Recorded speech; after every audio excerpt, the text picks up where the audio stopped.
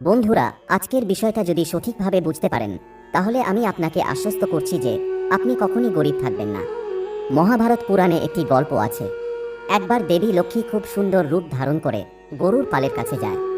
এক সুন্দরী যুবতীকে দেখে গরু জিজ্ঞেস করল, তুমি কে এবং কোথা থেকে এসেছো?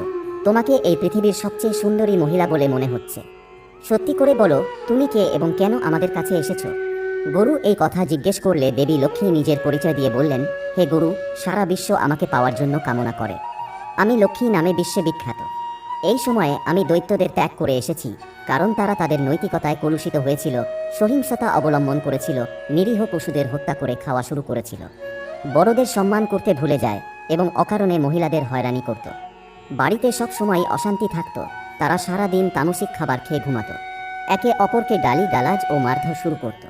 তারা অর্থের অপব্যবহার শুরু করে অর্থের জোরে নিরীহ প্রাণীদের উপর প্রভাব বিস্তার করতে থাকে এবং পতিতাদের সাথে মেলামেশা শুরু করে। তাদের এমন জঘন্য ও নিন্দনীয় চরিত্র দেখে আমি সহ্য করতে না পেরে তাদের পরিত্যাগ করলাম। আমি তাদের ত্যাগ করতেই সমস্ত রাক্ষস ধ্বংস হয়ে গেল। দেবতারা আমার আশ্রয়ে থাকার ফলে আনন্দ উপভোগ করছেন। যেদিন দেবতারা আমার অপব্যবহার করবে এবং আমার আচার আচরণ কলুষিত হবে, আমিও তাদের ছেড়ে দেব। লোকে বলে আমি চঞ্চল, এক জায়গায় বেশি দিন থাকি না। এটা কিন্তু ভুল কথা। আমি অনেক দিন এক জায়গায় থাকতে পারি, তবে আমাকে দীর্ঘদিন ধরে রাখা তাদের হাতে রয়েছে। তারা যদি আমাকে সঠিকভাবে উপভোগ করেন এবং ধর্মের পথ অনুসরণ করে জীবনযাপন করে, অহেতুক ঝগড়ায় জড়ায় না, ঘরে ভালোবাসা বজায় রাখে, ভালো কাজে আমার কিছু অংশ ব্যয় করবে, নিরীহ পশুদের প্রতি অত্যাচার করবে না, তাহলে আমি তাদের কাছে দীর্ঘদিন ধরে থাকব। যেদিন থেকে তারা অন্যায় কাজে লিপ্ত হবে, সেদিনের পর থেকে আমি তাদের কাছ থেকে দূরে চলে যাব। আমি যাদের সঙ্গ ত্যাগ করি তারা ধ্বংস হয়ে যায়, আর যাদের জীবনে আমি প্রবেশ করি তারা সুখী হয়। ধর্ম, সম্পদ ও কাজ আমার সমর্থন ছাড়া সুখ দিতে পারে না। এই হলো আমার প্রভাব। সমগ্র বিশ্ব পরিচালনায় আমার অবদান বিশাল। হে গরু, এখন আমি তোমাদের কাছে এসেছি, কারণ আমি চাই আমি তোমাদের দেহে বাস করি। তোমরা আমার আশ্রয় পেয়ে শ্রী সম্পন্ন হও। লক্ষ্মী দেবীর কথা শুনে গরু বলল, হে দেবী, তুমি অন্য কোথাও চলে যাও, আমরা তোমাকে চাই না। তুমি পাপীদের গৃহে থাকো, আবার ধার্মিকদের বাড়িতেও বাস করো, তাই তুমি অন্য কোথাও গিয়ে থাকো। আমাদের শরীর তো এমনিতেই সবল আর সুন্দর, তোমাকে রেখে আমাদের কি লাভ?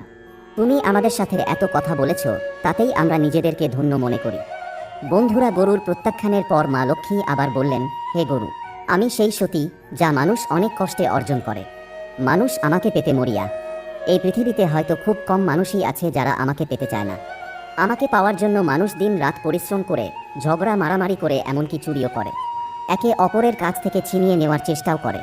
আমাকে পাওয়ার জন্য লোকেরা তাদের নিজের ভাই এবং পিতামাতার সাথেও বিরোধিতা করে। আমার জন্য লোকেরা তাদের ঘর পরিবার ছেড়ে পরদেশে থাকে, তবুও তাদের ইচ্ছা মতো তারা আমাকে পায় না। আর এখানে তো আমি নিজে এসেছি, তবুও তোমরা আমাকে ফিরিয়ে দিচ্ছ। আজ আমি জানলাম যে আমন্ত্রিত না হয়ে কারো কাছে যাওয়া মানেই অসম্মান। তবুও আমি তোমাদের অনুরোধ করছি, আমাকে তোমাদের কাছে থাকতে দাও, আমাকে প্রত্যাখ্যান করো না। এই বিশ্বে কেউ আমাকে অস্বীকার বা অপমান করে না। বন্ধুরা, মা লক্ষ্মীর কথা শুনে গরু বলল, হে দেবী, আমরা তোমাকে অপমান করছি না, অসম্মান করছি না, আমরা শুধু তোমাকে ত্যাগ করছি। কারণ তোমার মন খুব চঞ্চল, তুমি কোথাও স্থির থাকো না। ভবিষ্যতে যদি তুমি আমাদের ত্যাগ করে চলে যাও, তাহলে এই পৃথিবীর মানুষগুলো বড়ই স্বার্থপর ও লোভী। তারা আমাদের পালন করার পরিবর্তে আমাদের ত্যাগ করতে শুরু করবে। তাহলে সেই সময় আমরা কোথায় যাব? আমাদের জীবনে তো দুর্গতি নেমে আসবে। মানুষ তাদের ঘরেও রাখবে না এবং বনে বাস করতেও দেবে না। তাহলে সেটা কোন স্থান হবে যেখানে আমরা স্বস্তির নিঃশ্বাস ফেলতে পারবো?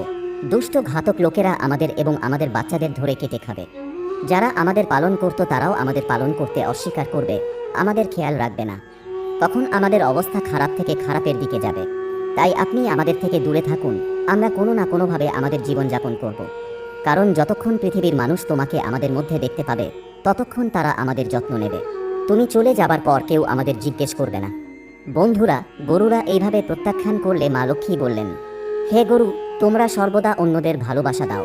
যদি তোমরা আমাকে অস্বীকার করো, তাহলে আমি সারা পৃথিবীতে অসম্মানিত হতে শুরু করব। তাই আমার সম্মান রাখো, আমি নিজেই তোমার কাছে এসেছি। আমাকে তোমাদের সেবিকা মনে করে আমাকে রক্ষা করো, আমাকে গ্রহণ করো। তোমরা সর্বদা সবার মঙ্গলকারী, তোমরা পবিত্র। মা লক্ষ্মীর বারবার অনুরোধের পর গরু তাকে ফিরিয়ে দেওয়া উপযুক্ত মনে করল না। গরু বলল, হে দেবী লক্ষ্মী, আমরা তোমাকে গ্রহণ করলাম। তুমি যতদিন চাও ততদিন আমাদের শরীরে থাকতে পারো, তবে একটি শর্তে আমরা তোমাকে আমাদের শরীরে রাখতে পারি। তুমি যদি আমাদের ছেড়ে চলে যাও, তবে তুমি সর্বদা আমাদের গোবর এবং মূত্রে থাকবে। কারণ আমাদের এই দুটি জিনিসই অত্যন্ত পবিত্র। আমরা জানি তুমি আমাদের ছেড়ে চলে যাওয়ার পর মানুষ আমাদের ত্যাগ করবে, কিন্তু তুমি যদি আমাদের গোবর ও মূত্রে উপস্থিত থাকো তাহলে মানুষ সেগুলো ব্যবহার করে লাভ অর্জন করবে। এরপর মা লক্ষ্মী বললেন, আমি ধন্য যে তোমরা আমাকে তোমাদের ভিতরে প্রবেশ করার সুযোগ দিয়েছ, আমার সম্মান রক্ষা করেছ, তোমাদের কল্যাণ হোক। আমি সর্বদা তোমাদের গোবর এবং মূত্রে থাকব। বন্ধুরা, আজও গরুর গোবর পবিত্র ও সম্পদ অর্জনে সহযোগী হিসেবে প্রমাণিত।